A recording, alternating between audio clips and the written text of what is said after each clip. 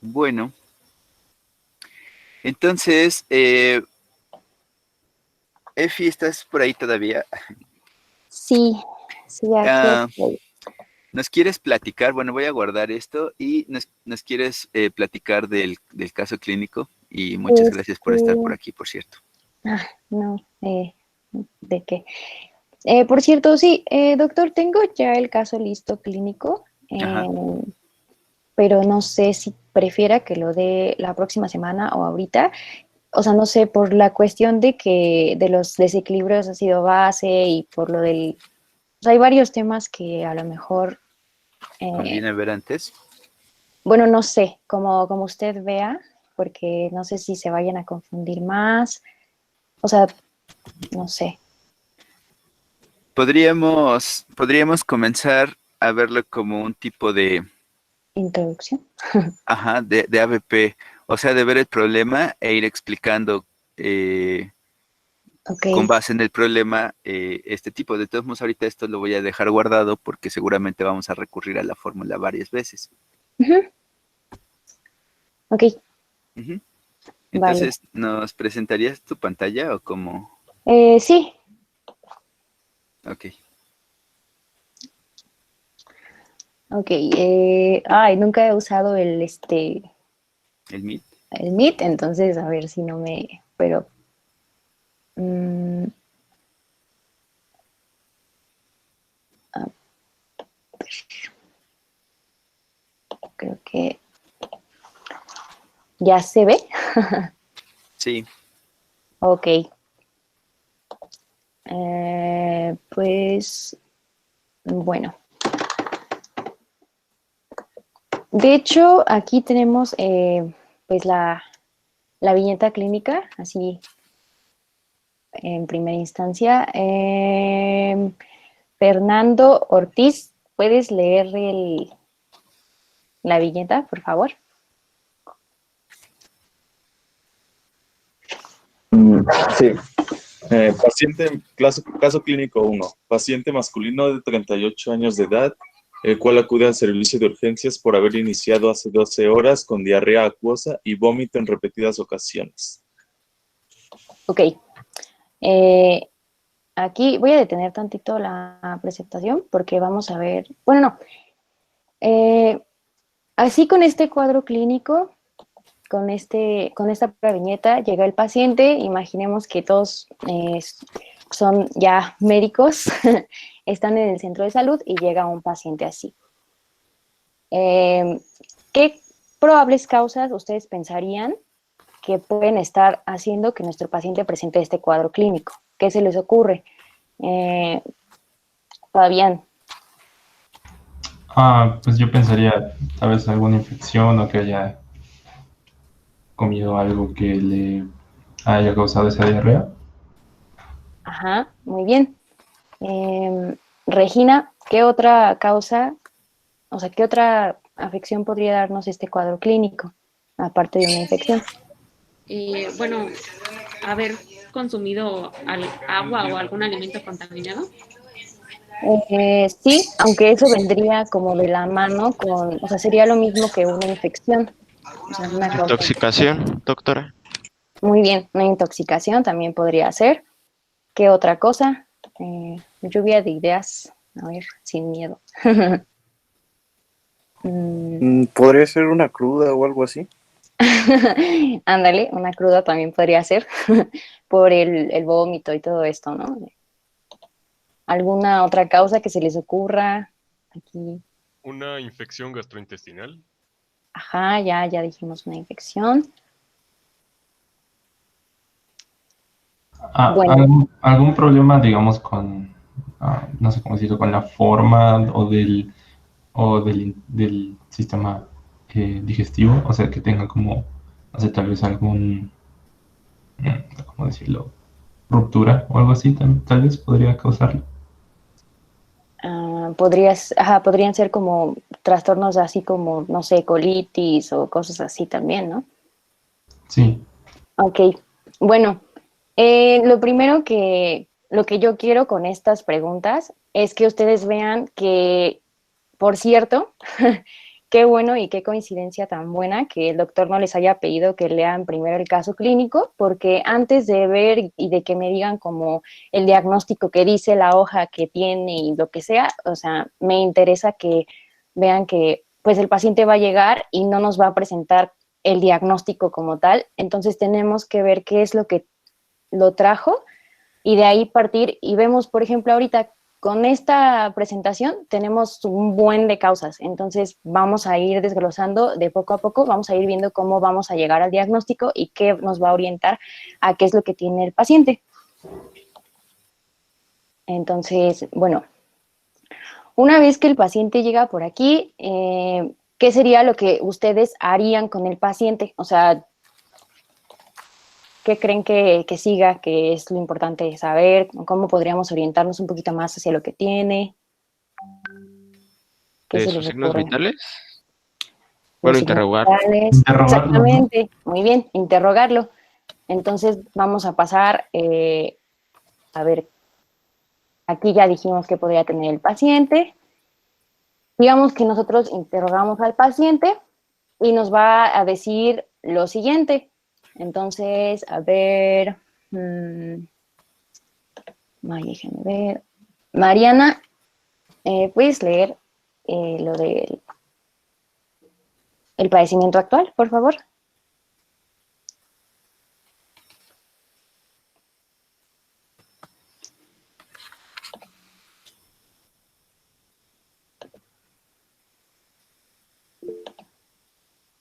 Mm, Creo que no se sí, escucha. Escucho, escribió en el chat que no se escucha. bueno, no te preocupes. Priscila.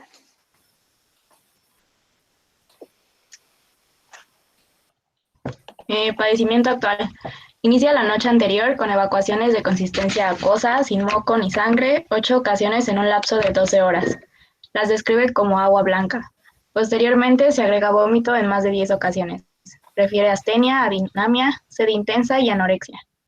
Al interrogatorio dirigido refiere que hace 3 días estuvo de viaje donde acampó y al terminarse el agua embotellada ingirió agua de un pozo cercano sin hervirla previamente. Ok, entonces ya viendo esto, vamos a tener, el paciente nos dice esto, entonces, ¿qué datos de aquí ustedes creen, o sea, consideran importantes o que nos orientan a qué puede tener el paciente? Pues lo del agua, ¿no? Que ingirió un pozo cercano y también la descripción de sus heces. Exactamente. Aquí con lo del agua nos está orientando ya este dato un poco hacia que el paciente presenta una diarrea por una causa infecciosa. Todavía ni siquiera podríamos pensar en qué agente causal ni nada, simplemente que tal vez es de origen infeccioso, ¿no?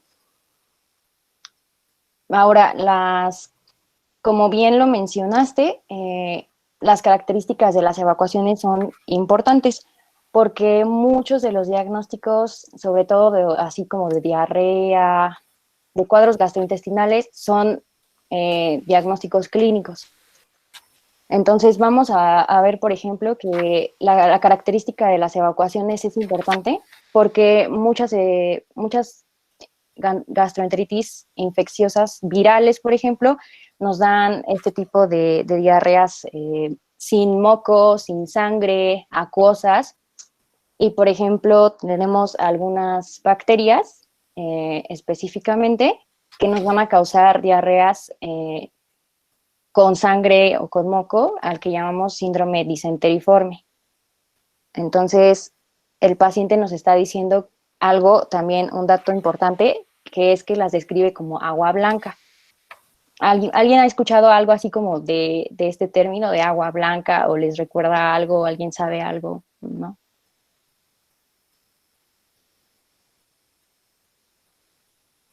¿No?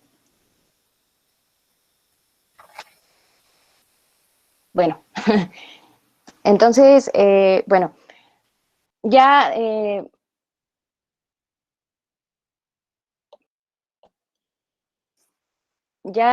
dicho esto, vamos a seguir.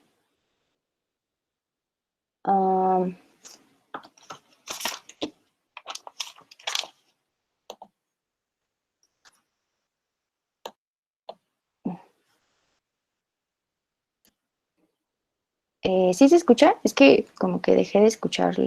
Sí, Sí. Ah, ok. Se escucha. Ah, ok, ok. Bueno, vamos a seguir con la exploración física, que alguien dijo por ahí exactamente, los signos vitales son importantes. Parte de la exploración física son precisamente los signos vitales. Entonces, ¿cómo ven este cuadrito? O sea, ¿cómo ven los signos vitales? ¿Saben qué les llama la atención? ¿Qué creen que esté normal? ¿Qué creen que no esté normal?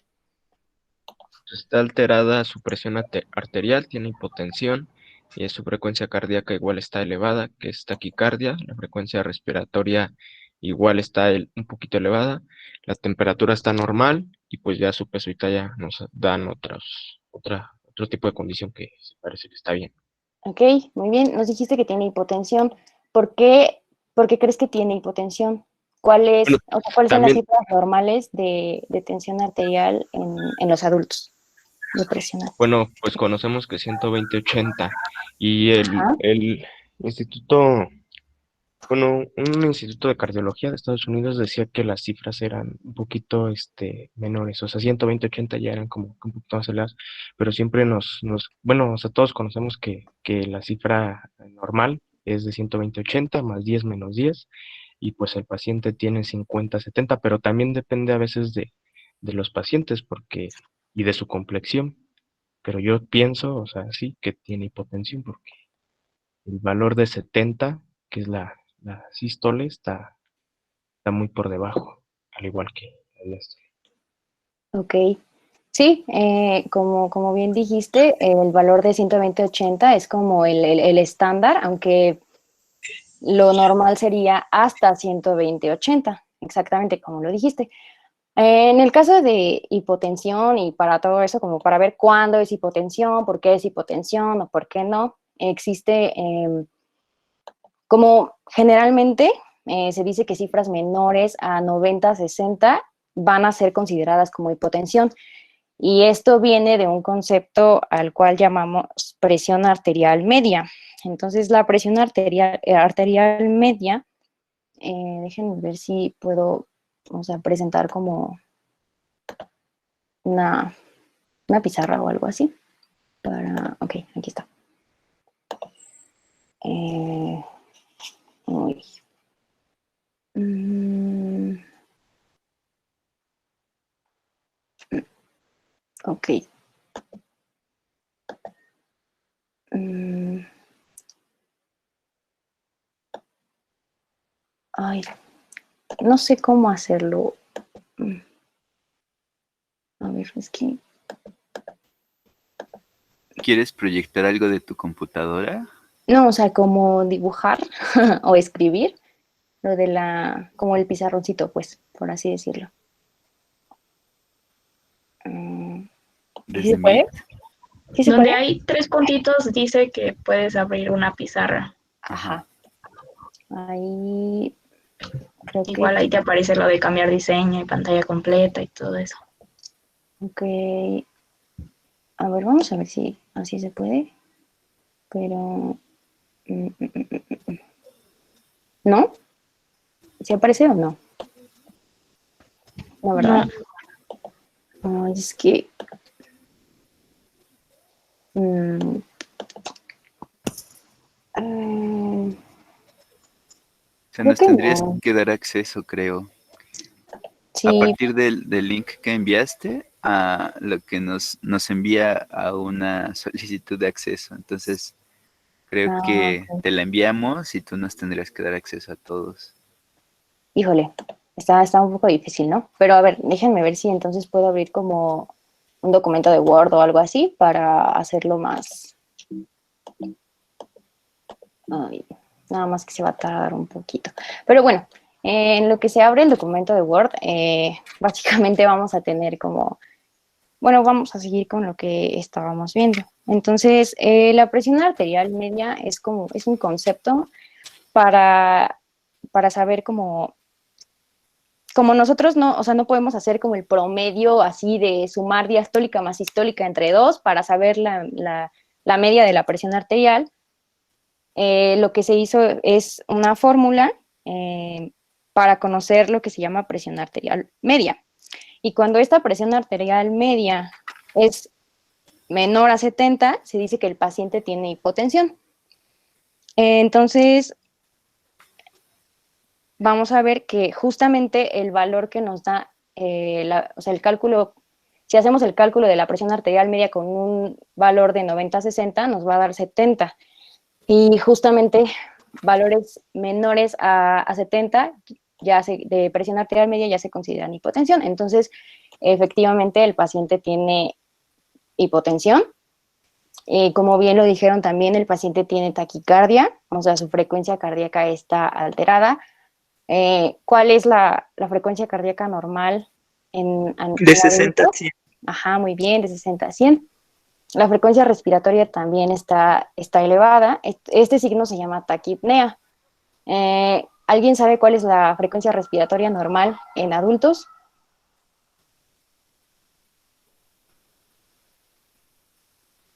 ¿No?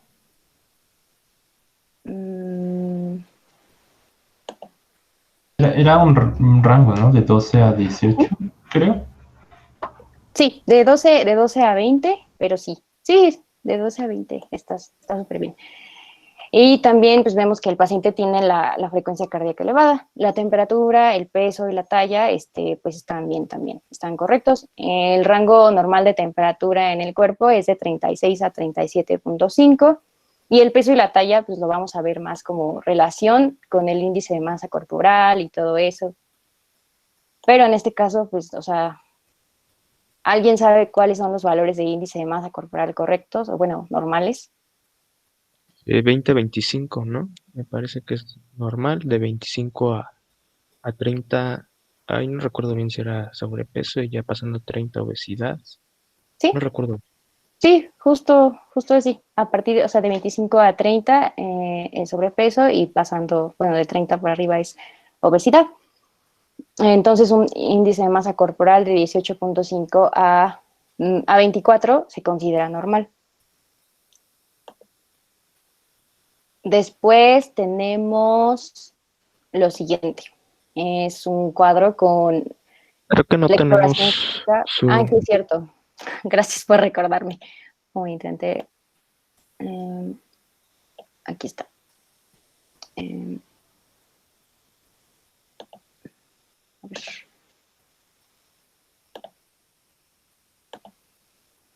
Listo. Perdón. Entonces, bueno, aquí ya tenemos bueno, seguimos con la exploración física del paciente y vamos a ver. Ana Laura Gómez, ¿puedes leer el cuadrito de exploración física, por favor? Sí. Paciente cooperador, despierto, ligeramente desorientado, sin presencia de movimientos anormales, cabeza sin hundimientos ni salientes, ojos hundidos, pupilas isocóricas, reflejos pupilares conservados, nariz con narinas permeables, mucosa nasal seca, boca con mucosa seca y saliva filante, cuello cilíndrico y sin adenomegalias, tórax normolíneo con movimientos respiratorios aumentados en frecuencia y profundidad, ruidos cardíacos rítmicos, sincrónicos, con adecuada intensidad y aumentos en frecuencia, sin ruidos agregados, campos pulmonares sin presencia de estertores ni sibilancias, abdomen plano y blando, no doloroso a la palpación superficial ni profunda. Se auscultan ruidos peristálticos aumentados en frecuencia de 60 por minuto, sin datos de irritación peritoneal, extremidades íntegras, con piel pálida, fría al tacto, signo de lienzo húmedo positivo, fuerza y reflejos osteotendinosos sin alteraciones, llenado capilar de 4 segundos. Ok, gracias. Entonces, ya que leímos esto, ya abrí el documento de Word a ver si se puede. Vamos a hacer un pequeño mapa conceptual, o bueno, un mapa mental, algo así, yo les voy a dar la pista, y es que el paciente, o sea, con todo esto que acabamos de ver, hay algunos datos que nos orientan a que el paciente está deshidratado, ¿no? Entonces, ustedes me van a decir cuáles son los datos que ustedes pueden observar ahí y que los harían pensar que el paciente está deshidratado. ¿Ok? Y los vamos a ir escribiendo. Sí. No, pero si les dejo de compartir no van a ver el ese. Mejor la voy a compartir y me van diciendo y ya yo les enseño al final el mapa conceptual, ¿vale? Bueno, Sí.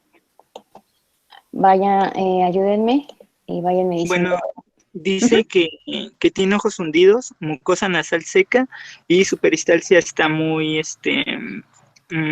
bueno, hay más peristalsis y esto nos puede hablar de una deshidratación media porque ya los ojos están hundidos y sus mucosas están secas. Ok, entonces nos dices que ojos hundidos, ¿verdad? Entonces, los ojos hundidos y, ok, ¿esto por qué crees, a qué crees que se deba que los ojos estén hundidos? Por la deshidratación, había leído que, bueno, la piel pierde la hidratación porque pues ya no tiene agua y entonces pues se hace hacia el fondo y no sé si sea por eso. Sí, los ojos son un medio líquido, o sea, entonces, como el paciente está perdiendo agua, pues los ojos no van a estar edematizados, no van a estar saltones claramente, van a estar hundidos. Nos habías dicho también mucosas secas, ¿no? Sí, mucosas secas. Ok, esto también es clave. Como la piel, precisamente dijiste, pierde agua, esto se va a reflejar en las mucosas, van a estar secas precisamente. ¿Qué otro signo habían dicho? El hecho de que esté desorientado y de la presión baja. Ok, desorientación. Muy bien. Hipotensión. ¿Qué más? ¿Qué más? ¿Por qué creen que la presión arterial baje cuando estás deshidratado? Por falta de electrolitos. ¿Qué otra cosa creen que pase? Baja el Porque volumen la sangre sanguíneo. utiliza el líquido. Precisamente eso. El volumen sanguíneo va a bajar, entonces la presión arterial depende, entre muchas cosas, de cuánto volumen sanguíneo nosotros tengamos, porque ese volumen de sangre ejerce una presión sobre las paredes del vaso. Entonces vamos a ver que si baja el volumen de la sangre, la presión va a bajar también. ¿Y por qué baja el volumen de sangre? Porque él está perdiendo agua. ¿Qué otra cosa nos orienta a que el paciente está deshidratado? ¿Un llenado capilar de 4 segundos? Muy bien, el llenado capilar. La mucosa seca. ¿Qué otra cosa? Ajá. Aumentó su peristalsis, entonces bueno, la peristalsis lo que hace es que por medio de contracciones absorbe agua y entonces si aumenta y no tiene agua, pues ay, no, es que ya me confundí, perdón. No te preocupes. Lo del aumento de la peristalsis, por ejemplo, pues el paciente tiene diarrea, entonces por eso precisamente, bueno, la peristalsis aumenta y esto lo que hace es que pues las heces no permanecen, digamos que el colon se va a encargar de reabsorber el agua de las heces, y entonces nosotros hacemos de cierta consistencia, ¿no? Pero el paciente no retiene ese material fecal en el colon el tiempo suficiente como para reabsorber el agua. Entonces, todo lo que entra va saliendo. Si no hay reabsorción de agua, obviamente todo eso se pierde. Entonces, pues sí tienen que ver un poco. O sea, si hay aumento en la peristalsis, el paciente tiene diarrea y todas las evacuaciones pues están siendo acuosas. Entonces, todo el agua pues se va por ahí también.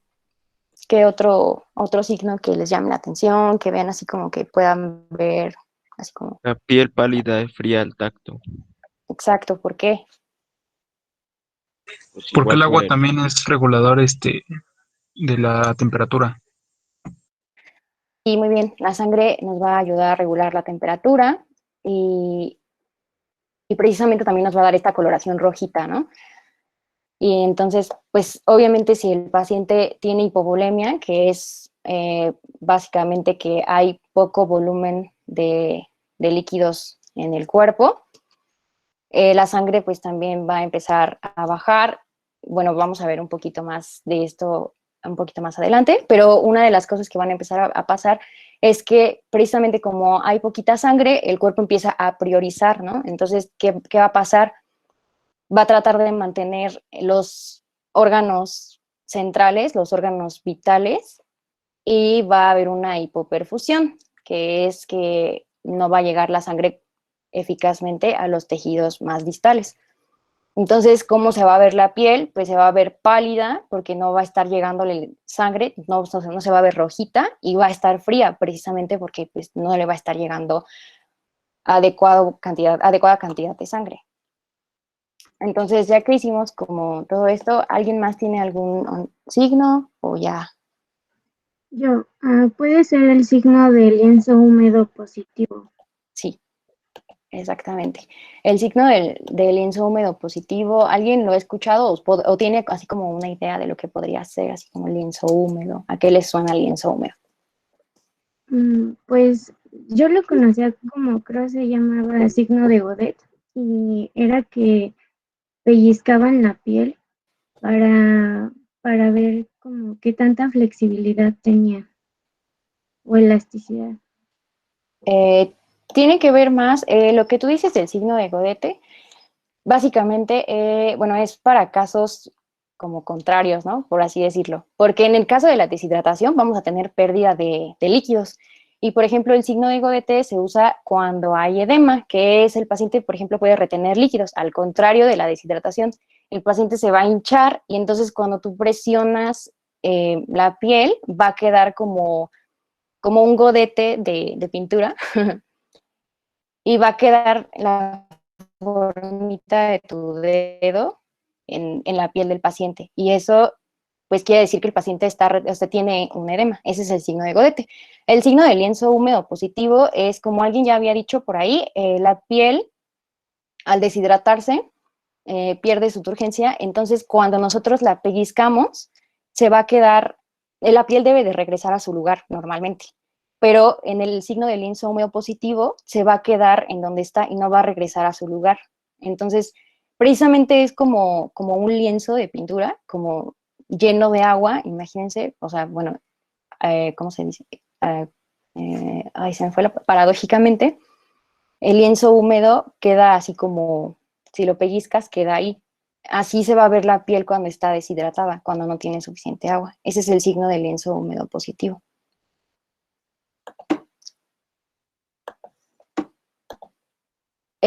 ¿Alguien más tiene algún signo, algo que le llame la atención o ya?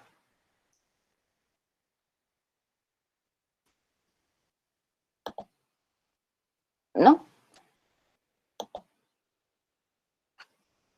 Bueno, estos ya son ya todos los signos que nos van a orientar a que el paciente pues efectivamente está deshidratado.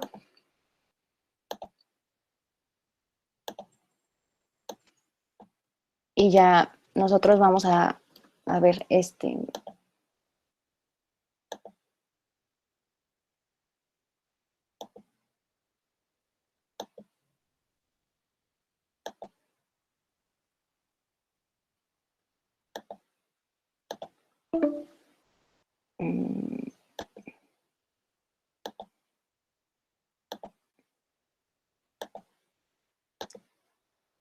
bueno, si quieren al ratito les mando como el cuadro clínico, digo el cuadro mental ese, porque no me deja compartir pantalla, mi compu está medio rara. Pero bueno, muy bien, todos los signos que dijeron son efectivamente los signos que son importantes y que nos van a orientar a que el paciente está deshidratado. Entonces vamos a seguir con todo esto, ¿no?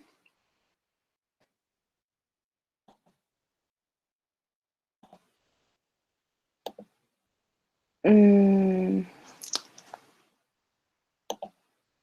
a ver, ya interrogamos al paciente, ya lo exploramos, ya tenemos una sospecha de que el paciente está deshidratado, de que puede estar cursando con una diarrea infecciosa. Entonces, ¿qué creen que siga? O sea, ¿qué harían ustedes? En algunas unidades hay unos como módulos de rehidratación, ¿no? Bueno, principalmente para los niños. O sea, independientemente del tratamiento, Ujú. yo siento que darle su suerito oral, no es lo que pienso yo.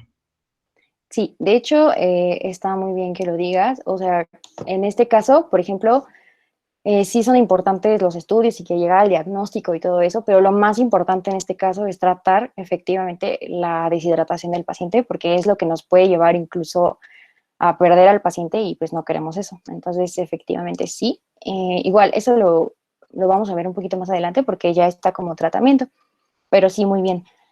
Sí, hay que rehidratar y hay que corregir pues la deshidratación. La deshidratación es lo primero lo prioritario. Entonces, aparte de corregir, ¿qué harían? O sea, ¿qué se preguntarían o qué harían? O sea, el Pues paciente ya. seguimos teniendo varias sospechas, ¿no? De diferentes cosas, ¿no? Entonces me gustaría diferenciar o buscar un signo o un síntoma que sea específico para alguno de esos posibles sospechas que tenemos para ya llegar a una en concreta y no quedarnos volando con varias, ¿no? Exacto, ¿y cómo buscarías esos claves, ¿no? Esos datos, ¿cómo las buscarías? Hay referencias, supongo, que te dicen como cierta de las sospechas que teníamos, pues cada una me imagino que debe tener algún signo o síntoma específico y podríamos ver si ese está presente, pues ya nos daría mayor certeza de que es lo que él tiene, ¿no? Ok, ¿qué más? ¿Qué más harían? Y si el paciente... ¿Podría ser hacerle estudios? Sí, exacto, pero a ver, vamos a ver qué estudios realizarían, por qué, o le solicitamos todo así para que no haya pierde, o qué hacemos.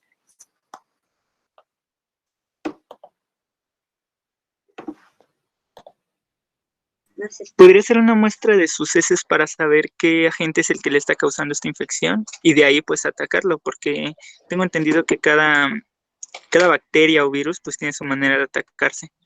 Ok, muy bien. Entonces tú harías, eso que dijiste se llama coprocultivo, podemos hacerlo. Entonces vamos a tomar una muestra de heces, vamos a cultivar y vamos a ver qué sale, ¿no?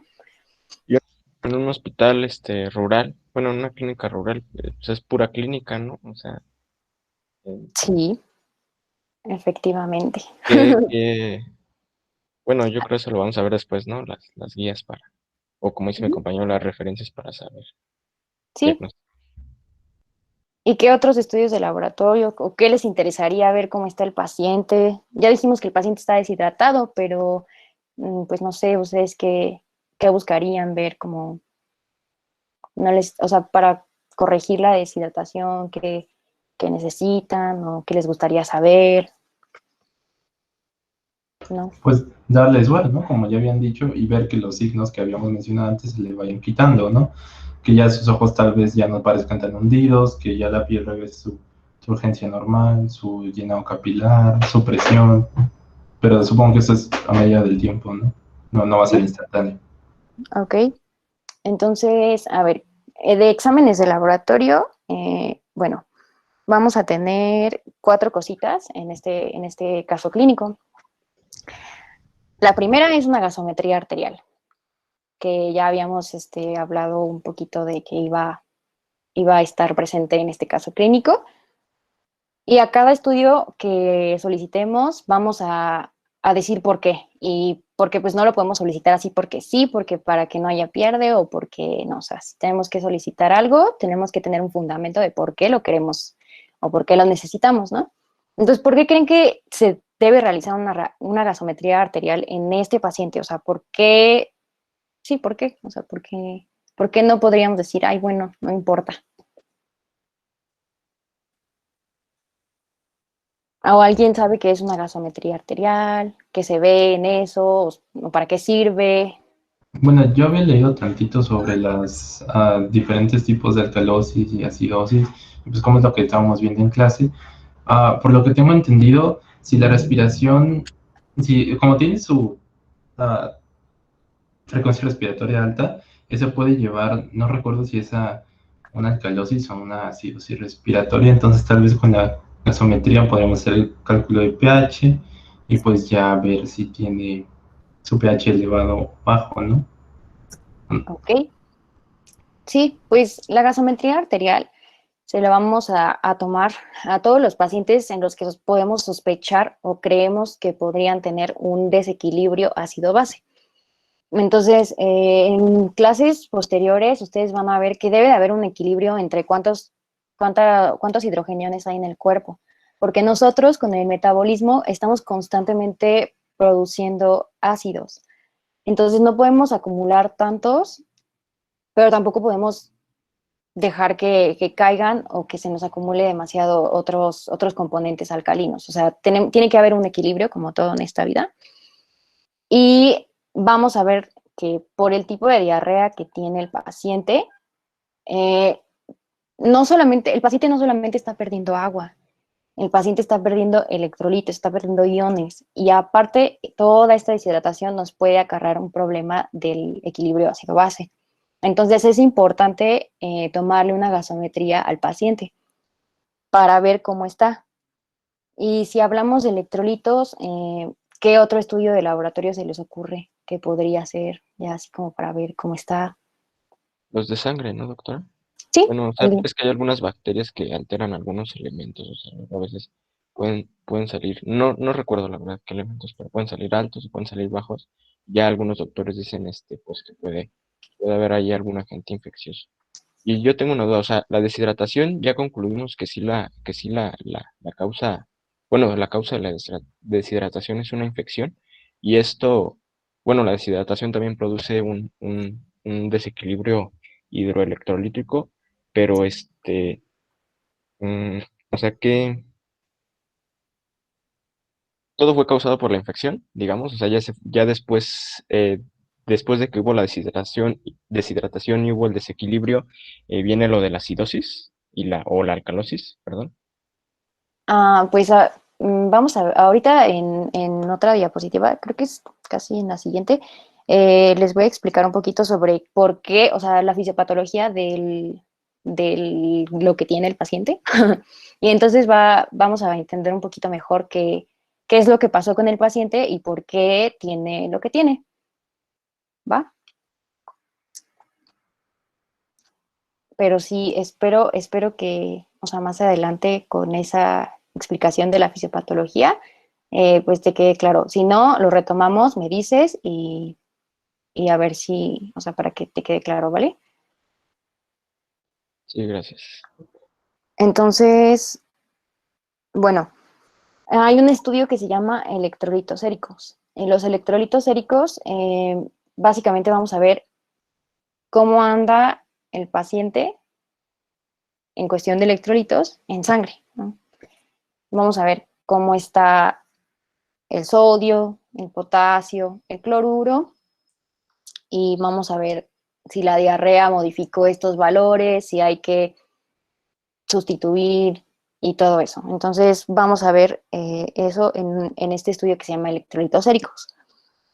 ¿Alguien sabe cuáles son las concentraciones normales? ¿O han escuchado algo así como concentraciones normales de sodio, de cloruro, de potasio en plasma? ¿O no? Todavía no han visto como sobre eso.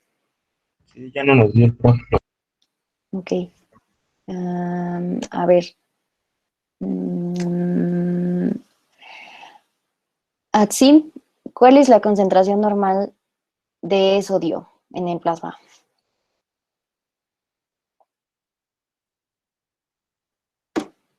Ya es muy grande. Pero no, es que lo vimos así como que la importancia fisiológica, bueno, unas diapositivas, pero no sé, yo mis compañeros, yo todavía no me aprendo esos datos, la verdad. Es 132 a 134. 135 a 145, pero sí, más o menos, es 135 a 145 miliequivalentes por litro. Es importante que se aprendan esos valores, es muy importante, porque los van a ver así como siempre, todo el tiempo, y todo el tiempo van a estar viendo que cuánto si está bien el sodio, que si está bajo, que si está no sé qué, o sea, sí es importante que se las aprendan, es muy importante. Entonces, ¿de potasio alguien sabe? A ver, Cristian.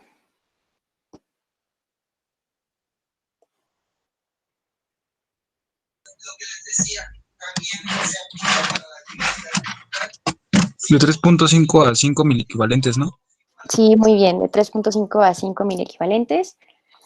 ¿Alguien sabe de cloruro? 102 a 109. Sí. Ok, entonces ya una vez teniendo en cuenta esto, vamos a ver cómo está el paciente, ¿no? Aquí tenemos una diapositiva de los resultados de los exámenes que solicitamos al paciente. Entonces, antes de irnos a la gasometría, estamos hablando de los electrolitos y aquí podemos ver, ya yo les puse como con marcatextos, con resaltador, los valores a los que hay que prestarles atención. Entonces, ¿cómo ven cómo está el sodio? Está bajo. Disminuye. Exactamente. Y esto se llama hiponatremia. ¿Cómo ven el potasio?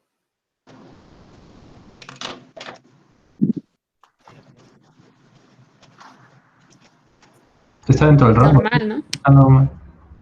Exactamente, el potasio está normal, el cloruro está un Está poquito bajo. Y lo de la brecha aniónica ahorita lo vamos a abordar. Y aquí, aparte del estudio de electrolitos séricos, que es en plasma, al paciente se le hizo el estudio de electrolitos en heces, que es para ver básicamente cuánto está perdiendo y cómo es la composición en cuanto a iones, de sus deposiciones. Porque, pues vamos a ver si está perdiendo más o menos así.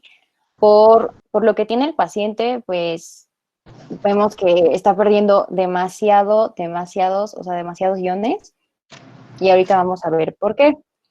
Alguien dijo por ahí que le haría una muestra, o sea, un cultivo, y pues aquí ya, vamos a suponer que ya nos entregaron el resultado y que todo es muy bonito y así. Entonces aquí el cultivo de la muestra de las heces, todo este choro que ven aquí, pues ya, o sea, ustedes lo van a ver más en segundo, o sea, lo que se hace es cultivar una muestra de heces en ciertos medios de cultivo y dependiendo del medio de cultivo en el que crezca, pues ya nos va a ir orientando hacia qué puede ser. En este caso, esto que dice de medio de cultivo TBS es un medio de cultivo, las características que adquieren las colonias que crecen, pues básicamente nos da la pauta para que nosotros identifiquemos que se trata de una diarrea causada por un microorganismo que se llama Vibrio cólera. Entonces, pues el paciente tiene cólera, ¿no?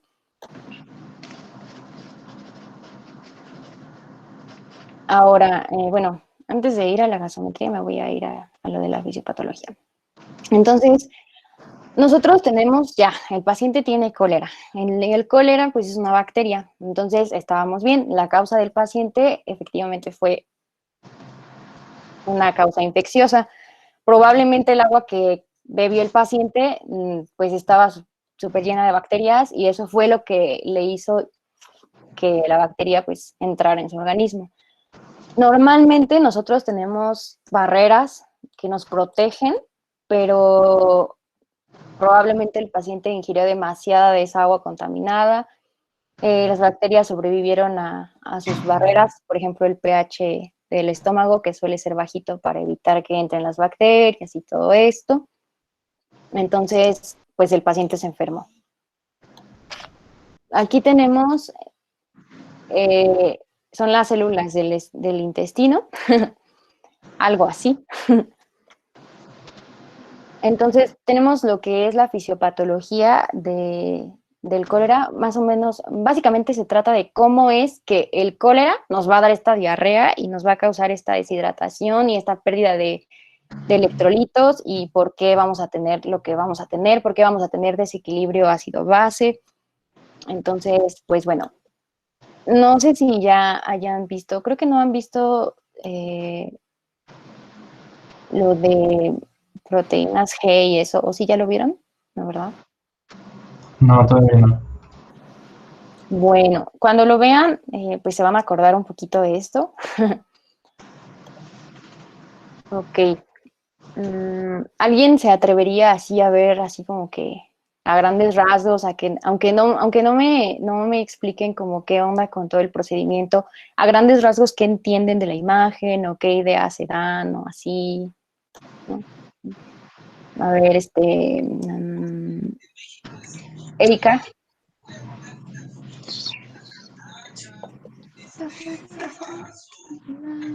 No sirve ese micrófono, creo. Ah, rayos. Evelyn.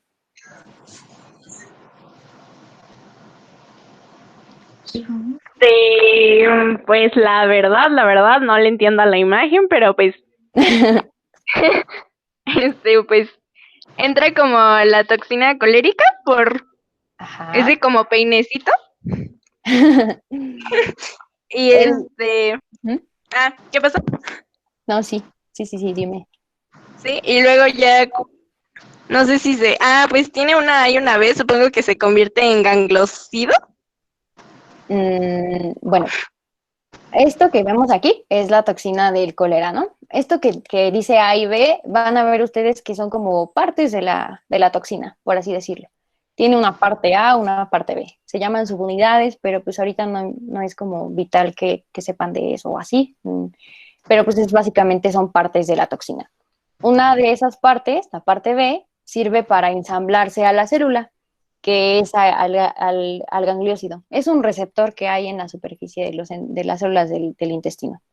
Entonces, se va a unir ahí la toxina y la parte A se va a liberar hacia adentro de la célula. Entonces, aquí ya vemos a la parte A entrando y luego va a activar aquí ciertas cosas. Va a activar una llamada proteína G.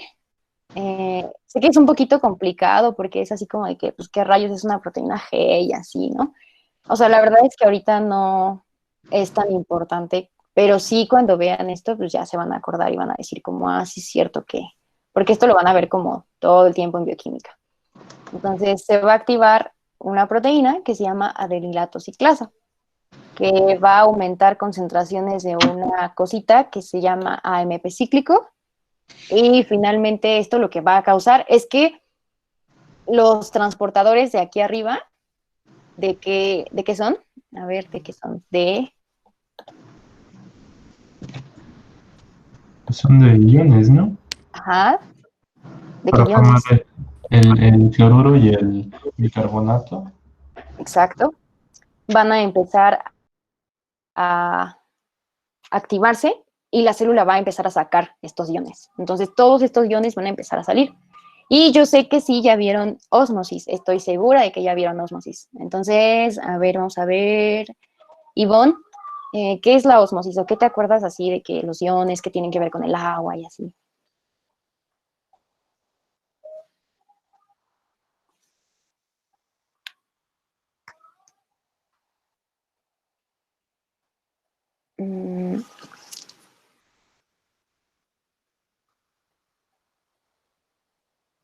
Vamos a ver.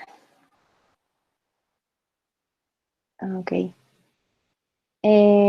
Jessica. Es el paso de las moléculas de agua a través de una membrana, ¿no? Ajá. ¿Y qué te acuerdas de los iones y del movimiento de agua? ¿Qué crees que pasaría si la célula empieza a sacar cloruro, bicarbonato?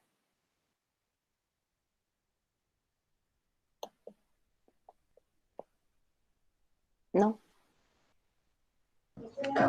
O sea, es que básicamente nos habla de, pues, que se busca compensar la concentración de solutos, ¿no? Entonces me imagino que de una u otra manera, al liberar estos iones y a cierto punto moléculas de agua, va a tratar de encontrar ese mismo equilibrio, pero pues no entiendo con qué, bueno, o sea, desconozco con qué tipo de sustancias trataría de hacer pues esa compensación.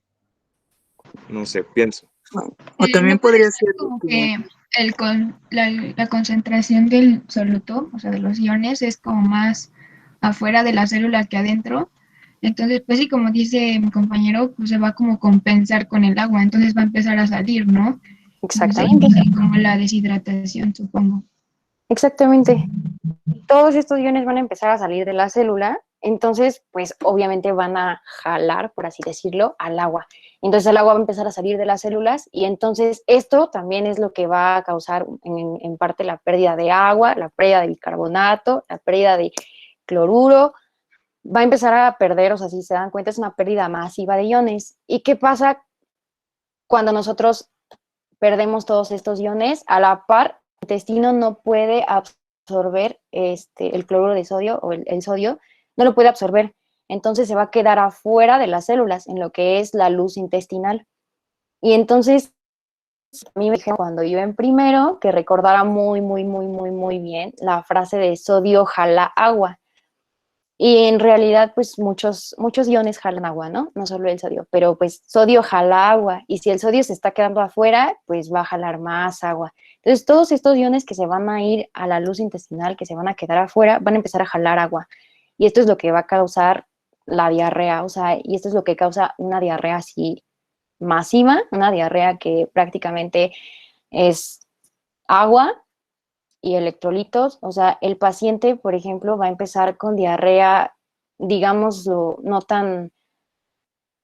El signo característico del cólera es esto de en agua de arroz o agua blanca, pero obviamente cuando el paciente empieza, pues no va a estar así, sino que conforme va, el paciente evacuando, llega a un punto en el que pues ya, o sea, no tiene nada que evacuar de heces, por así decirlo. Simplemente, o sea, el paciente sigue y sigue y sigue y sigue tirando agua y pues obviamente pues se va a ver como agua blanca, ¿no? Entonces, esto es porque la toxina colérica nos está básicamente exprimiendo todo el cuerpo. Ahora, estamos perdiendo bicarbonato. ¿Se dan cuenta? Si estamos perdiendo bicarbonato, va a haber entonces o sea, ¿qué se les ocurre o qué creen que puede haber? Acidosis. Acidosis. El bicarbonato es la partícula que da la basicidad, ¿no? Entonces solamente se queda la parte ácida y pues baja el pH, ¿no? No sube. Exactamente. De aquí viene una causa del desequilibrio ácido-base. Estamos perdiendo bicarbonato. Entonces todo ese bicarbonato pues, se va a ir tirando y nos va a bajar el nivel de bicarbonato, va a haber acidosis, muy bien. Y este es básicamente como la fisiopatología del cólera, como es que el cólera nos da un desequilibrio ácido-base, nos da deshidratación y un desequilibrio hidroelectrolítico, pues. No sé ¿Me si pudiera repetir, tu perdón? duda o tienes alguna otra duda. Ujú. ¿Mande? ¿Qué fue lo que provocó, bueno, a nivel fisiológico, puede repetir la salida del cloro y del bicarbonato, por favor? Ok. Es un poquito complicado, pero bueno, la toxina colérica se compone de dos subunidades, de dos partes, la parte A y la parte B. La parte B se va a anclar a la célula por fuera, a un receptor que estamos viendo aquí, que es que es el gangliósido. Y la parte A se va a liberar hacia la célula, o sea, se va a meter a la célula. Y entonces ahí va a causar una cadenita. Lo que va a causar es que va a activar a una proteína que se llama G, o sea, a una proteína G, y esta proteína G lo que va a hacer es activar a la adenilatociclasa.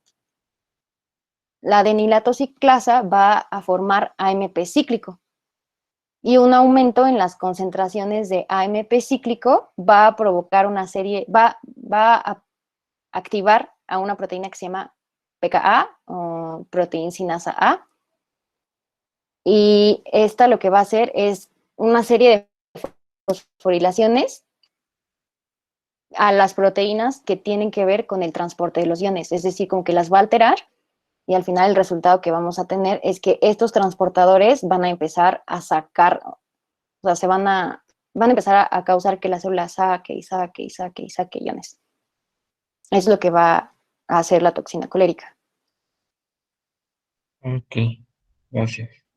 Es importante que recuerden eso, o sea, básicamente, lo más importante es que recuerden que causa el aumento de AMP cíclico y el AMP cíclico va a causar que se salgan todos esos iones a través de una modificación de los canales y de todo eso. Lo más importante es eso, el AMP cíclico aumenta y hay una salida excesiva de iones. Cuando vean todo esto de proteínas y proteínas G y todo eso, pues ya le van a entender un poquito mejor y todo eso, pero pues espero que se acuerden y digan como, sí es cierto, esta era la proteína G. No sé si tengan alguna otra duda o algún comentario o así, no sé. No,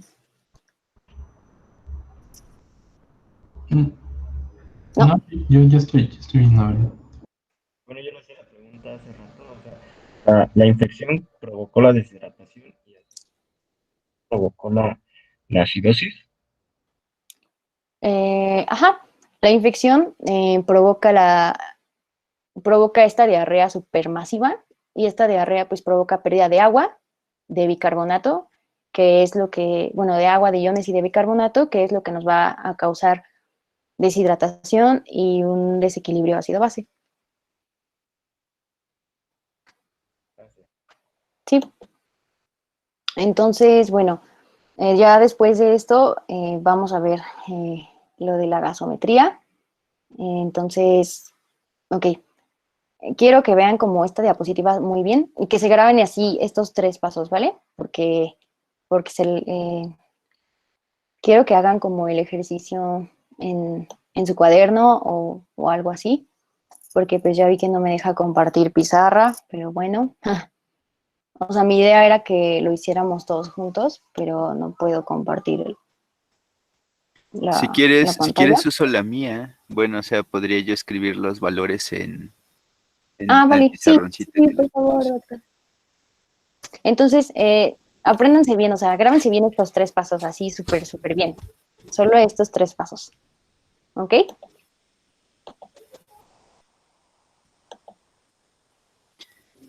Bueno, me los dictas, porfa.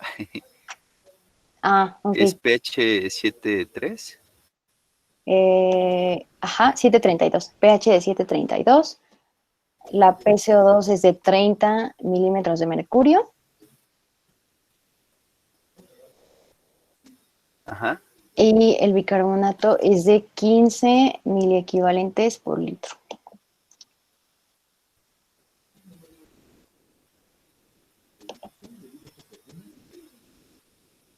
Muy bien. ¿Tengo que dejar de compartir o así se ve? Sí, tienes que picarle ahí, dejar de compartir. Vale. Y voy yo. Vale. Entonces, ok. Conste que ya no están viendo la diapositiva y me prometieron que se aprendieron esos 3 pasos.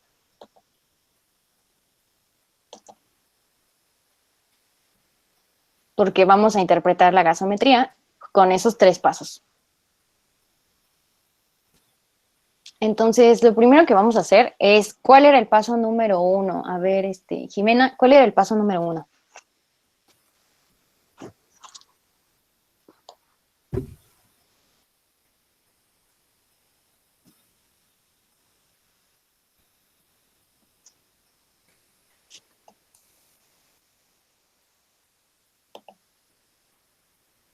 ¿Qué pasó? ¿Está Jimena por ahí? Creo que, no sé. Hace rato sí creo que contestó, pero no sé.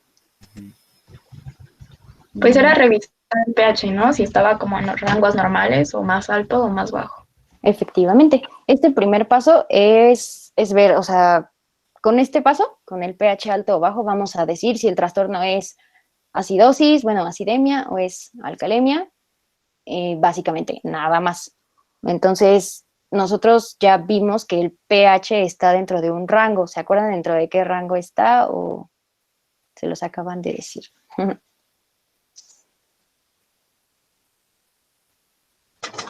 ¿En sangre? 7.4. Ajá.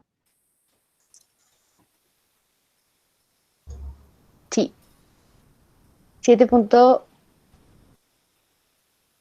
7 punto... Ajá, bueno, exactamente. Puedes usar el valor de 7.4 para acordarte y pues ir hacia arriba y hacia abajo en 5, ¿no? El pH normal va de 7.35 a 7.45 y es así súper importante también que se lo aprendan bien, bien, bien, bien. Entonces, ¿cómo ven el pH? ¿Está alto o está bajo? Está bajo, ¿no? Bueno, un poquito. Entonces, eso significa que el paciente tiene acidemia o alcalemia. ¿Acidemia? Acidemia. Muy bien. Entonces, de primera instancia, vamos a ver que el paciente tiene acidemia. Ahora, el paso número 2, ¿cuál era? Si alguien se acuerda. Observar Vamos los a ver. valores de PCO2 y de HCO3. Ok, muy bien. Ya el doctor les dijo hace ratito, y pues hay que recordar muy bien, que vamos a tener dos tipos o dos orígenes de ya sea la acidemia o la alcalemia, que van a ser ya sea de origen respiratorio o metabólico, y para eso tenemos que checar los valores de la PCO2 y del bicarbonato. En este caso, o sea, ¿qué notan en los dos? O sea, ¿qué creen que esté pasando? ¿Qué les llama la atención? Bueno, saben los valores normales de... El CO2 está más bajo, ¿no? Ajá. Ok, ahí podríamos irnos por partes. Todavía están viendo mi pizarrón, ¿verdad? Sí, doctor. Sí, doctor. Entonces, por ejemplo, aquí en la Sí. ecuación de Henderson y Hasselbalch para el sistema ácido-base de bicarbonato ácido carbónico, vemos que la concentración normal del bicarbonato era de 24 por 10 a la menos 3 molar o 24 milimolar. Aquí, por ejemplo, en este caso clínico nos están diciendo que la concentración del bicarbonato es 15 miliequivalentes por litro. ¿Cuál será la concentración molar o milimolar de esto? ¿Por qué nos habla de equivalentes aquí? ¿Sería de 1.5? Fíjense, aquí nos habla de equivalentes porque este ion tiene una carga, ¿verdad? Pero este ion, yo les voy a spoilear, ya no se disocia. Entonces, ¿cuál sería su concentración en milimolar? 15. Sería exactamente la misma, ¿verdad? O sea, en vez de al ser un equivalente igual a un mol, diríamos que su concentración sería de 15 milimoles por litro. ¿Cómo es con respecto a 24 milimoles por litro? Baja. Okay. Esta concentración está baja. Ahora, la otra, la de aquí abajo, nos dice que la ideal sería de 1.2 milimoles por litro o 1.2 milimolar o 1.2 por 10 a la menos 3 molar. Todos estamos de acuerdo, ¿verdad? Y aquí le puse un pequeño asterisco que me decía cómo convertir de unidades de presión a unidades de molaridad. Y nos dice este pequeño asterisco que la concentración de CO2, que es la parte ácida del sistema, en milimolar, va a ser igual a la presión de CO2 en milímetros de mercurio, que es el dato que me da la gasometría, por 0.03.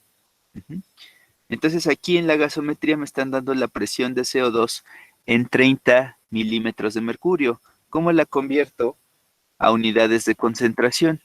Pues tendría que sustituirla aquí.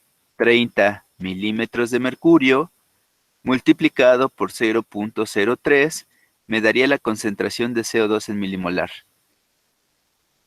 ¿Alguien quiere hacer este cálculo? Simplemente sustituir aquí 30 milímetros de mercurio, que es el dato que me está dando la gasometría.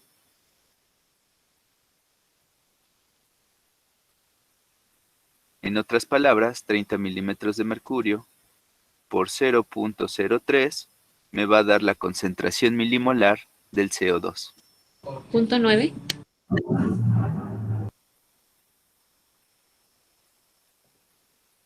Nueve. 9 o punto 9. 30 por 0.03. Bien, es cierto. 0.9. Sí, ¿verdad? Es 9, ¿no? Es 30 por 0.3. ¿No? Sí, es...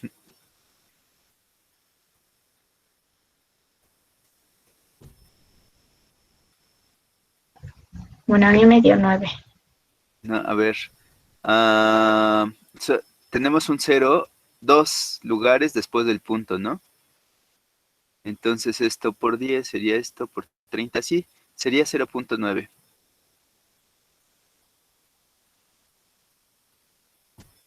Es decir, 0.9 sería la concentración de CO2 que tengo aquí debajo.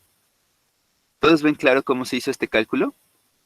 Es a partir de este asterisco que me dice cómo convertir la concentración, cómo calcular la concentración en milimolar a partir de una presión de CO2 en milímetros de mercurio. Simplemente tengo que multiplicar por 0.03 y como ese es el dato que me da la gasometría, entonces puedo hacer el cálculo directo. 30 milímetros de mercurio por 0.03 va a ser igual a la concentración de CO2. 0.9 Doctor, milimolar. Ajá. disculpe, ¿de dónde salió el 0.03? Es un factor de conversión. Simplemente saqué el factor de conversión que me permite pasar de unidades de milímetros de mercurio a milimolar. En la gasometría me van a dar milímetros de mercurio, pero yo no puedo sustituir directamente milímetros de mercurio aquí. Decíamos hace rato que teníamos que tener las mismas unidades arriba y abajo, ¿verdad? Entonces tengo que pasarlo a milimolar, ¿verdad? ¿Sí queda claro hasta ahí? Sí. Sí, muchas gracias. Sí, ¿sí están de acuerdo también con el valor numérico?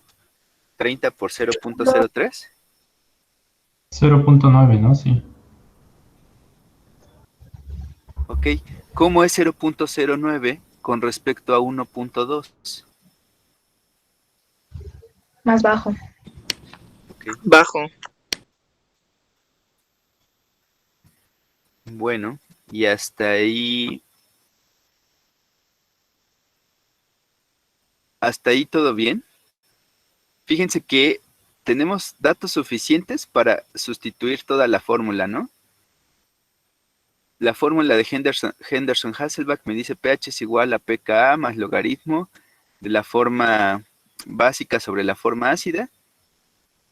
En el caso de este sistema, pH, aquí ya me lo dan. pKa siempre va a ser 6.1. Y además tengo las concentraciones, la de arriba, que en este caso es 15 milimoles sobre litro, y la de abajo, que en este caso es 0.9 milimoles sobre litro. En otras palabras, yo podría sustituir completamente la ecuación de Henderson y Hasselbalch con los datos del problema. Y sería pH es igual a pKa, a ver, lo voy a escribir. pH es igual a pKa más el logaritmo. Otra vez se me desconectó esta cosa.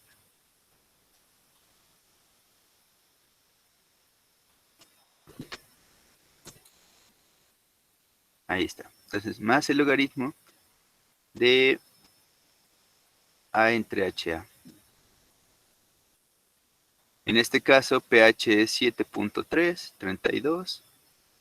Es igual al pKa, que siempre va a ser 6.1. Más el logaritmo.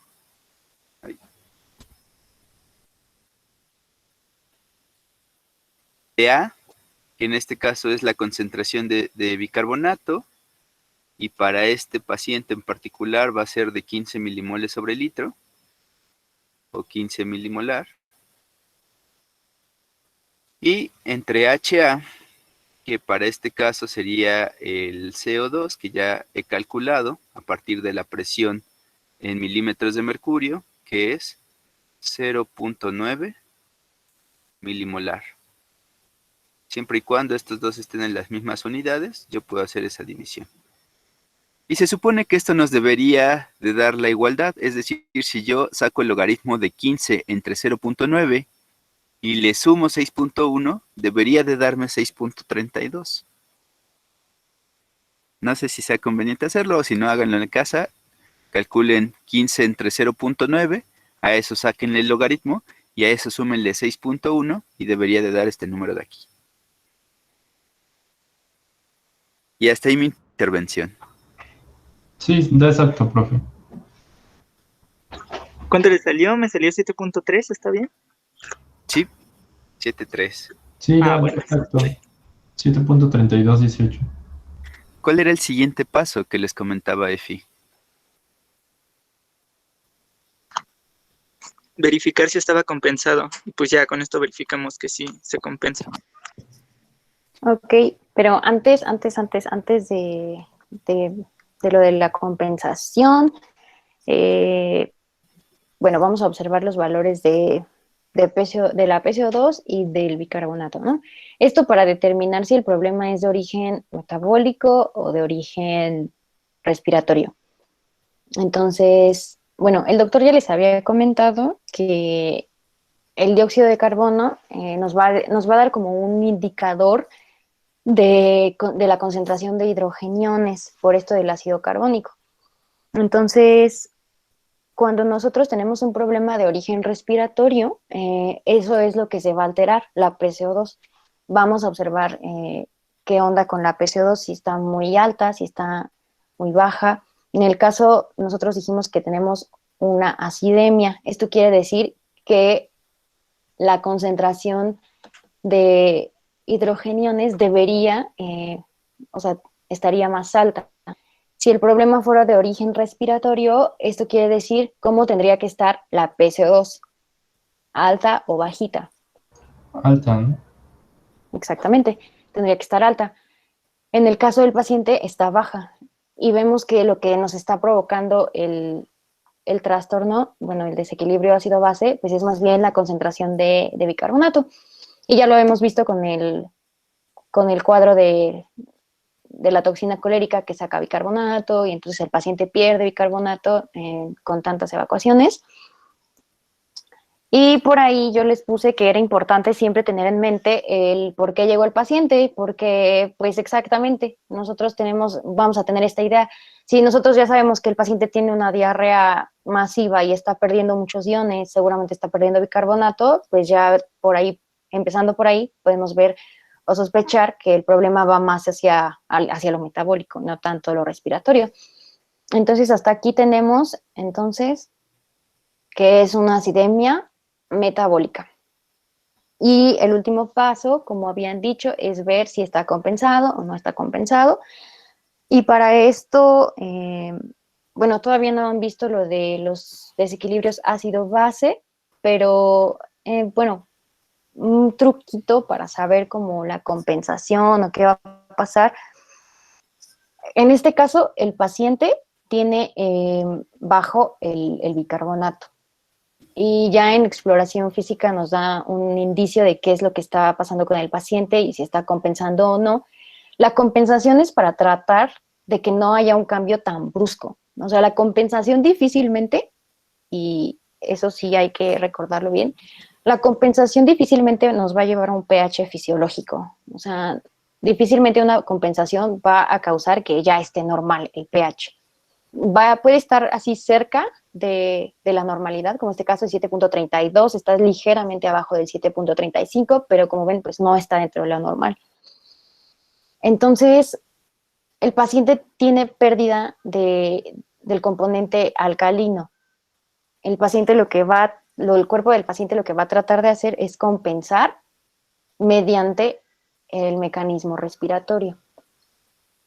Los problemas de origen metabólico se compensan con la respiración y los problemas de origen respiratorio los compensa el riñón. ¿Ok? Sí, si quieres, me dejas enseñarles algo de la fórmula. Nada más tantito, te quito 20 segunditos. Chequen esto de aquí. Si el pH en principio nunca debe cambiar y el pK en principio es el mismo siempre, ajá, es decir, el pH en condiciones fisiológicas está entre 7.35 y 7.45, el pK siempre va a ser 6.1, entonces los valores de aquí en principio deberían de ser siempre 24 para el bicarbonato y 1.2 para el ácido carbónico, bueno, para el CO2. ¿Cuánto les da la división entre 24, perdón, de 24 entre 1.2? 20. 20. Exacto, 20. Entonces quiere decir que al menos para el sistema ácido carbónico bicarbonato, este radio debe mantenerse.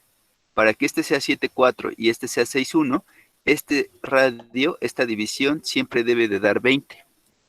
Ajá. Ahora, si yo modifico alguna de estas cantidades, eso ya no va a dar 20. Por ejemplo, si yo hago este más grande y el de abajo se queda igual, ya no va a ser 20. Si yo modifico el de abajo y el de arriba se queda igual, ya no va a ser 20. ¿Mm? En otras palabras, la compensación va a ser cuando yo modifico una de las dos cantidades, la otra se va a tratar de modificar proporcionalmente para que el radio vuelva a dar 20.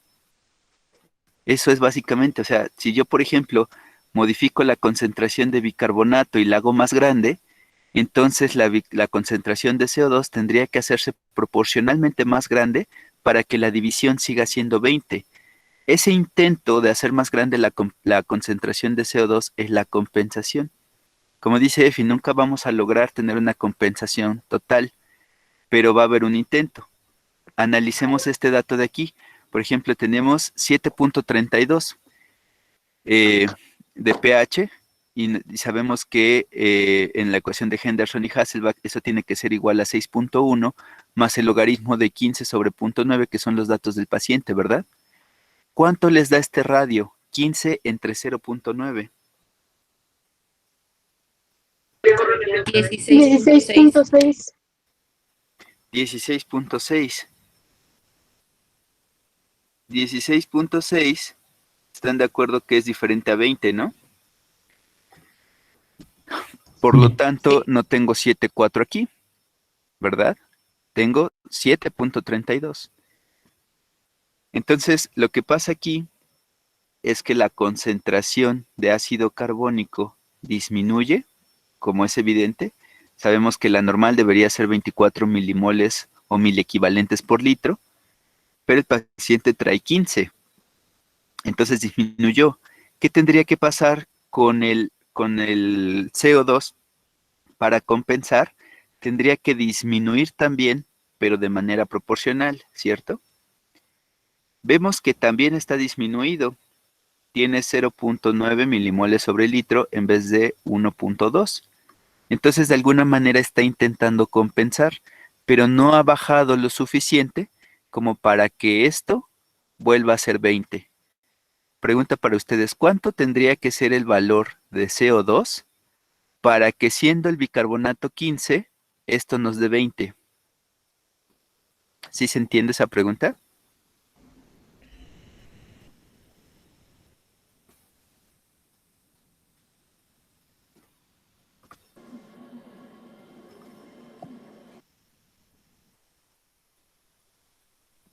En otras palabras. Ajá. ¿Te escucho?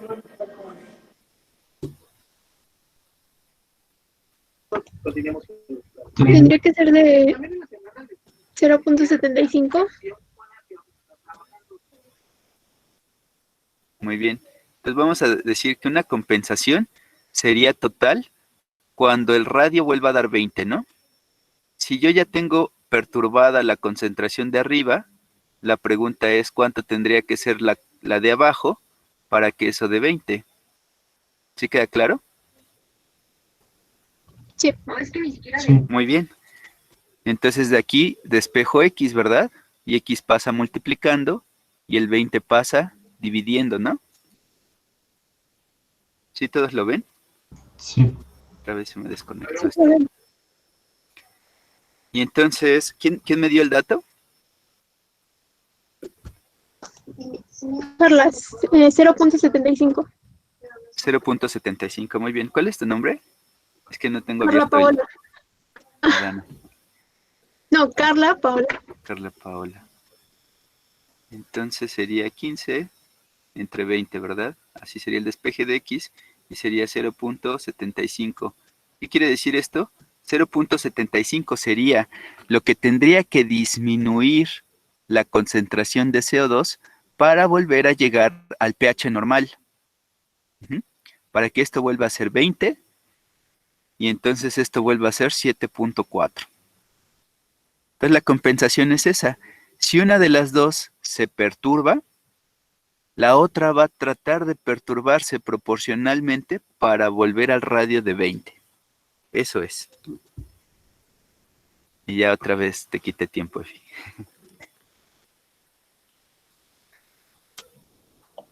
No se preocupe, doctor.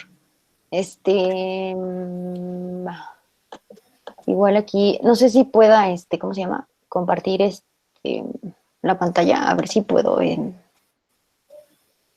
Sí. O sea, que deje de compartir pantalla. Sí, nada más para algo Sí. rápido. Ahí está.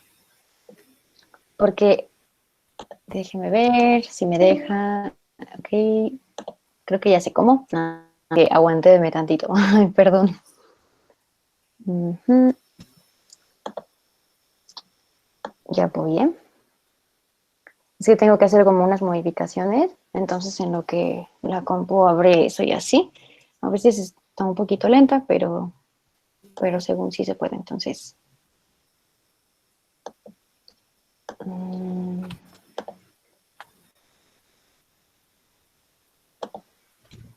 Profe, una duda. ¿Cómo es que sabemos quién es el que tiene que hacer la compensación?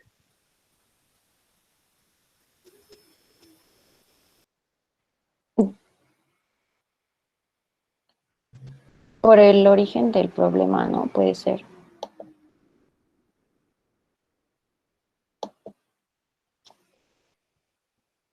Ok, gracias.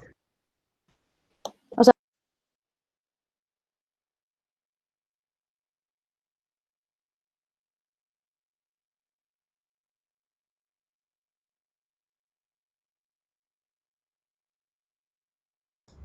¿alguien más la escucha o soy yo? Creo que ya no No, está. sí se salió de la reunión. Oh, Dice que abandonó la clase.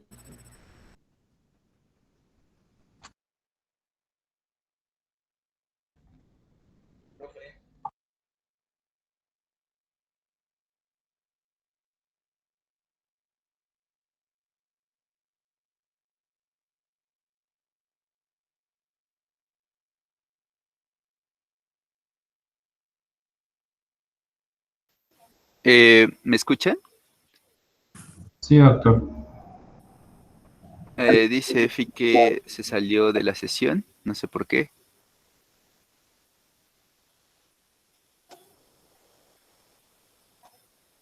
¿Todos me escuchan? Como que Sí, ya doctor. dejé de escuchar. Sí, bro. Veo que se activan sus micrófonos, pero ya no estoy escuchando. Algo ocurrió. Oh, no. y una disculpa, es que me sacó de la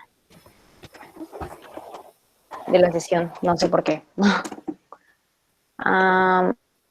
Bueno, lo que les había dicho es que normalmente, o sea, primero tenemos que ver de dónde viene el problema, si es un problema de origen metabólico o si es un problema de origen respiratorio. Y si es un problema de origen respiratorio, la compensación se va a hacer a nivel de las concentraciones de bicarbonato. Y si el problema es de origen metabólico, lo que va a hacernos la compensación es la PCO2. Dependiendo de lo que tengamos, va a aumentar, bueno, va a tratar de aumentar o va a tratar de disminuir. Por cierto, ¿se ve la pantalla ya? Sí, sí, sí se ve tu pantalla. Ah, ok, vale. Bueno, por último, ok, así haciendo un súper breve repaso de todo lo que habíamos visto. Aquí en este cuadrito de Word, pues tenemos lo siguiente. Primero, vimos que el pH está bajo. Esto es importante porque luego en los exámenes departamentales les van a poner gasometrías y les van a decir como que qué tiene, si es alcalosis o acidosis, si es metabólica, si es respiratoria y por qué, o sea, cómo lo saben, si está compensado, o sea, les van a poner como esas cositas. Entonces, primero lo que tenemos que hacer es ver el pH. El pH está abajo de lo esperado, o de lo normal, entonces es un trastorno, es una acidemia. Ahora, para saber si es metabólica o respiratoria, vemos las concentraciones. Y aquí, pues, vimos que lo que está causando el desequilibrio es precisamente la concentración de bicarbonato, que es baja. Por lo tanto, es una acidemia metabólica. Y por último, para saber si está compensada o no está compensada, como el doctor dijo, las concentraciones van a tener que, por ejemplo, en este caso, que bajó el bicarbonato, la PCO2 va a bajar también. Y como el doctor dijo, va a bajar de manera proporcional, o sea, no va a bajar así como de que, ay, lo que sea, pues denle para abajo hasta donde se pueda, no. O sea, el cuerpo tiene una regulación. Nosotros, ¿alguien sabe cuáles son las concentraciones normales de bicarbonato? Esto es un poquito, o sea, como que viene diferente en muchas bibliografías, pero la concentración normal de bicarbonato, ¿alguien la sabe? ¿Alguien ha escuchado? De 18 a 27 o de 18 a 24, depende de la 22 bibliografía. a 26. Exacto. Dependiendo de la bibliografía, les digo, o sea, va a variar así bastante, pero se van a acordar del número 24, a menos de que en su examen departamental les pongan un rango diferente y por lo general lo hacen. Se van a acordar del número 24 y van a estar 2 hacia arriba o 2 hacia abajo. Es de 22 a 26. Entonces, este es más o menos lo normal de la concentración de bicarbonato. En el caso del paciente, nosotros tenemos que tiene 15, ¿no? Entonces, ¿cuánto disminuyó la concentración de bicarbonato del paciente? 9.000 equivalente. Ok. Entonces, nosotros tenemos que, para ver si está compensada o no la acidosis o la alcalosis, bueno, aquí en este caso es la acidosis, tenemos esta fórmula que se llama fórmula de Winters, es como más clínica, y es para calcular la PCO2 esperada como resultado de la compensación. Entonces, ayúdenme aquí a sustituir los datos del paciente para ver cuánto tendría de CO2 esperada, de PCO2 esperada, y ver si está o no está compensada. Entonces, aquí tenemos. Usando los datos del paciente, esta es una fórmula como tal, estandarizada, 1.5 por la concentración de bicarbonato del paciente, que ¿cuánto es? 15. 15 mil equivalentes por litro. Y bueno, la PCO2 esperada, si hice bien los cálculos, es de 30.5. Exactamente. ¿Y cuánto tiene el paciente? 30. O sea, está compensada, ¿no? Sí, efectivamente. Esta fórmula nos va a servir para ver si está compensada o no. El resultado que nos va a dar, en este caso, como bien dices, es de 30.5 y siempre y cuando esté 2 arriba o 2 abajo de lo que nos salga, quiere decir que sí está bien compensada. Entonces, este paciente está compensado. Por lo tanto, nuestro diagnóstico final sería una acidemia metabólica compensada. Ese sería el diagnóstico final. Y es como, esos son como los pasos como rápidos para interpretar la gasometría y ver qué onda con el paciente, porque nos sirve ver la PCO2, la concentración de bicarbonato y todo eso. Entonces, ¿alguien tiene alguna duda o algo así como que no haya entendido? Sí, para saber que que es compensada, tiene que estar 2 arriba del 24 miliequivalentes o 2 abajo del 24, ¿no? Para saber si está compensada es ya acá, en lo de la fórmula que hicimos, que es la fórmula de Winters. Y si hacemos el cálculo haciendo la sustitución, por ejemplo aquí es 1.5 por la concentración de bicarbonato que tenga el paciente más 8. Esto nos va a salir 30.5. 30.5 es la PCO2 que esperaríamos tener en una buena compensación. Si el paciente tuviera, por ejemplo, 32.5, estaríamos hablando de una buena compensación todavía. O sea, lo del 2 arriba o 2 abajo es de lo que te salga, de la PCO2 esperada que te salga. No tanto del bicarbonato. Porque acuérdate que el bicarbonato baja, entonces lo que va a hacer la compensación es la concentración de CO2. Esta tiene que bajar también. Y tiene que bajar a un punto para que, o sea, como a un punto proporcional, ¿no? Ok, gracias. Vale. Bueno, creo que por aquí estaba la diapositiva del caso clínico. Sí. Ya aquí teníamos lo de la gasometría y ya vimos que entonces el paciente tiene acidemia metabólica y que sí está compensada. Ya vimos lo de la fisiopatología y luego vamos a ver esto que es el anion gap. Bueno, básicamente el anion gap, ¿alguien ha escuchado de eso o qué, o sea, sabe qué onda con el anion gap? Todavía no platicamos de la brecha aniónica. Ok. Pues básicamente, o sea, para no spoilearle su clase al doctor, el anion gap nos va a servir en este caso, o sea, de desequilibrios ácido-base, y el anion gap es una resta, o sea, es una resta de los aniones y de los cationes que hay en el organismo, y el anion gap nos va a servir para ver un poco sobre las causas de la acidemia. Por ejemplo, en este caso el paciente sí tiene una acidemia metabólica, ok, ya, quedó claro. Pero vamos a ver un poquito más sobre qué puede estarnos elevando este pH, ¿no? Aparte de la pérdida de bicarbonato y de lo que ya vimos, puede haber otras causas. Entonces vamos a hacer el cálculo del anion gap del paciente.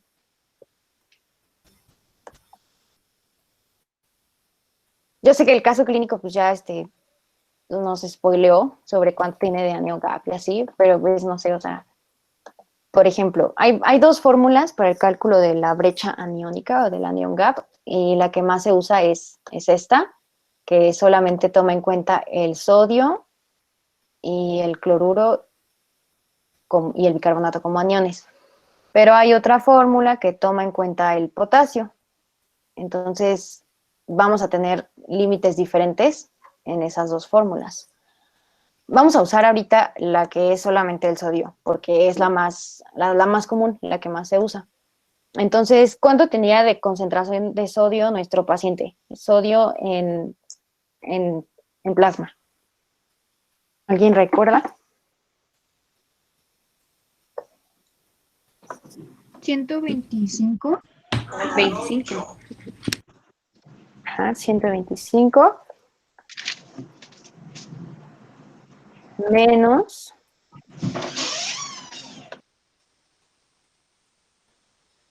¿Cuánto tenía de concentración de cloruro? 80. 80 más la concentración del bicarbonato, que dijimos que era de 15, ¿no? Bueno, no voy a poner las unidades, pero pues sí se ponen las unidades, pero yo no las estoy poniendo ahorita.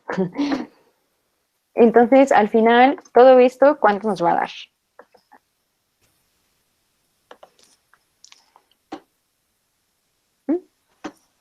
¿Alguien ya hizo el cálculo? Me salió 60, no sé si esté bien. Debe ser de 30. Sí, a mí sí me salió 30, sí. Sí, sería 80 más 15, 95. 125 menos 95, ¿no? 30. Sí. Ok. Entonces, el anion gap va a ser de 30. Nosotros usamos esta fórmula que es de solo considerando el sodio, y cuando usemos esta, el límite es de 14. Es decir, el anion gap no tiene que ser mayor a 14. Tiene que salir hasta 14. Entonces, ¿qué tenemos aquí? Pues el paciente tiene un anion gap o brecha aniónica aumentada. Esto quiere decir que la acidemia metabólica tiene también o sea, tiene otras causas.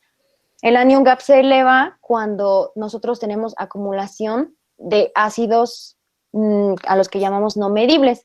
Y los ácidos no medibles son los ácidos orgánicos, o sea, por ejemplo, ácidos que podemos tener como por ejemplo el lactato, los cetoácidos, fármacos, el metanol, el etanol, salicilatos, y de hecho aquí está un acrónimo, el de MUDPILES. Son diferentes causas de acidemia metabólica con anion gap elevado. Entonces, en este caso, el paciente ya dijimos que tiene deshidratación, ¿no? Y una de las cosas que va a haber en la deshidratación es que nuestro paciente, como ya dijimos, va a perder líquidos. Y yo les dije que el cuerpo va a tratar de priorizar y va a decir, ok, no puedo darme el lujo de estar mandando sangre a la piel y a las extremidades cuando me estoy quedando sin agua, me estoy quedando sin líquido, y la sangre, pues gran parte de la sangre es líquido. Entonces, ¿qué es lo que hace el cuerpo? Va a dejar de enviar sangre a los órganos que menos lo necesiten o que considere que no lo necesitan tanto en este momento. Uno de esos órganos son los riñones. Normalmente los riñones jalan demasiado flujo sanguíneo, pero en casos de deshidratación el cuerpo va a decir, pues no me interesa mucho que los riñones bien, y va a haber como consecuencia, o puede haber como consecuencia, una disminución del flujo sanguíneo al riñón. Y esto lo que va a causar es que el riñón no funcione como debería de funcionar, y entonces vamos a tener acumulación de estos ácidos, por ejemplo, urea y todos los desechos de los productos nitrogenados, que el riñón no puede sacar porque no tiene el aporte suficiente de sangre, porque no están funcionando correctamente. Esa es una. Y la otra es la presencia de lactato, en el caso del paciente, por ejemplo. Cuando los tejidos no están bien perfundidos, no les llega la sangre que necesitan, no les llega el oxígeno que necesitan. Entonces no van a estar siguiendo vías aerobias, van a ir a producir lactato y se va a acumular ese lactato. Entonces eso también nos va a propiciar a que la acidemia esté ahí. Aparte de que el paciente está perdiendo bicarbonato, está acumulando lactato y está acumulando urea y productos que el riñón no puede desechar. Y es por eso que el paciente tiene su brecha aniónica aumentada. Ahora, pues esto ya lo van a ver más a detalle con el doctor y les va a explicar qué onda con la brecha aniónica, pero pues es básicamente eso. Y ya para terminar, porque ya se alargó mucho y ya, yo sé que ya quieren ser libres, pues ya por último tenemos el tratamiento. El tratamiento, vamos a ver que es muy rápido. Lo del tratamiento va, como lo dijimos al principio, el paciente está deshidratado, es lo que urge controlarle, que no se deshidrate más y rehidratarlo, ¿no? Vamos a tener 3 posibles planes para rehidratar al paciente: el plan A, el plan B y el plan C. Y básicamente están en orden de si el paciente está mejor a está peor, por así decirlo, ¿no? El plan A es cuando el paciente puede tolerar la vía oral, es decir, le podemos administrar líquidos. Y lo que vamos a usar para rehidratarlo es el famoso Vida Suero Oral, ¿no? Y el famoso Vida Suero Oral, pues básicamente nos va a reponer lo que el paciente está perdiendo en las heces, que son los electrolitos, y el agua, porque le vamos a estar dando la dilución con agua. Ahora, si vemos nosotros, por ejemplo, aquí en este algoritmo que es de la guía de práctica clínica, que el paciente está muy deshidratado, aquí, por ejemplo, está inconsciente con llenado capilar mayor a 2 segundos y con pulsos rápidos. O sea, ¿qué opinan del paciente que teníamos en el caso clínico? ¿Coincide con esto o no coincide o qué harían? Sí está consciente y su llenado capilar, bueno, el llenado capilar sí está bien, pero no, nuestro paciente sí está consciente. ¿Ok? Entonces, ¿qué harían? ¿Aplicarían el plan B o aplicarían el plan C? ¿Cómo verían esto? O sea, ¿qué harían con el paciente que tienen aquí? ¿Qué harían? Pues siguiendo el dragama te tienes que ir al B, ¿no? ¿Ok? Pues sí, el paciente aquí, por ejemplo, bueno, si recordamos un poco en el caso clínico, decía que el paciente había estado vomitando, y el paciente había estado vomitando hasta en 10 ocasiones, ¿no? Entonces, vamos a ver cómo sigue de eso, usando como, vamos a ver si el paciente tolera la vía oral. Si vemos que el paciente sigue vomitando y que sigue vomitando y vomitando y vomitando, no le vamos a dar rehidratación oral, porque de nada va a servir, porque el paciente la va a vomitar y no le va a servir de nada. Entonces nos iríamos, por ejemplo, al plan C. Eso en caso de que el paciente de verdad no pudiera contener nada de lo que le damos. Si el paciente nos dice como que hace tanto tiempo no ha vomitado o así, entonces por las condiciones que tiene, que todavía no está inconsciente, aunque recordemos que estaba medio desorientado, pues podemos irnos al plan B, que es básicamente igual vida por oral, pero lo vamos a administrar paulatinamente, no lo vamos a dar de golpe. Entonces aquí, como aquí dice, 8 dosis cada 30 minutos. Y finalmente, el plan C, que se hace con solución Hartmann. La solución Hartmann se usa para todas estas pérdidas gastrointestinales. ¿Por qué? Porque precisamente aquí vemos la composición de la solución Hartmann, que por su osmolaridad es... ¿Qué tipo de solución es? Ya vieron soluciones, ¿no? Es hiperosmótica, ¿no? ¿Mande? Es hiperosmótica. ¿Por qué hiperosmótica?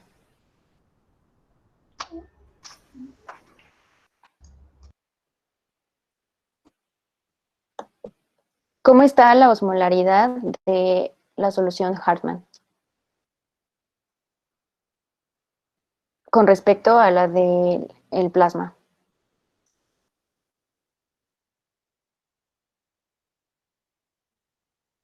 ¿Recuerdan de la osmolaridad plasmática normal? ¿Cuánto era? ¿Cuál es el rango? ¿No era de 290 290 a 310?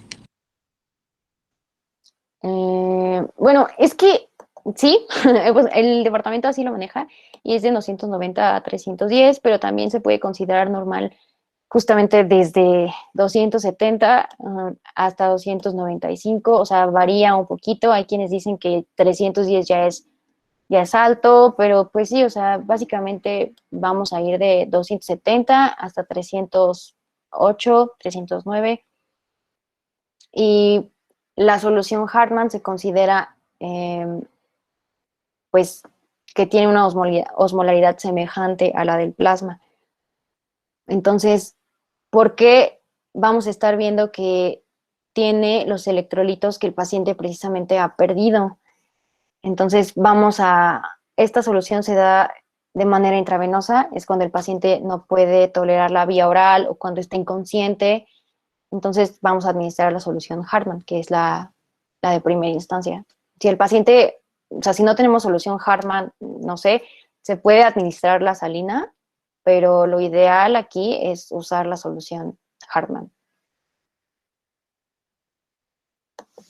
Y pues ya, eso sería todo. No sé si tengan alguna duda, un comentario o algo.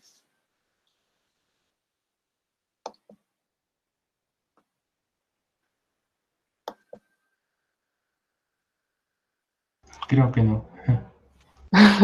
Sí, creo que no. Sí, parece que no. Bueno. Bueno, pues muchas Ahí gracias, espero Efi. no haberlos aburrido tanto, lo siento por la extensión. Fíjate que justo también como que estaba medio planeado porque me habían comentado que no tenían una clase después de esta.